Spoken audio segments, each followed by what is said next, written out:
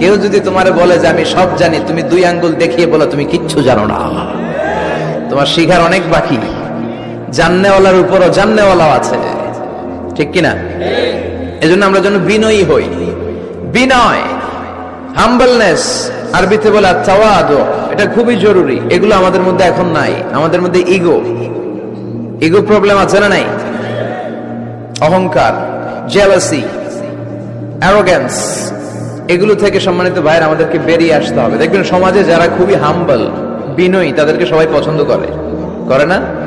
আর অহংকারীদের কেউ পছন্দ করে না। সামনে সালাম দেয়, পিছনে গালি দেয়। কথা বলেন? এজন্য অহংকারী হবেন না, বিনয়ী হবেন।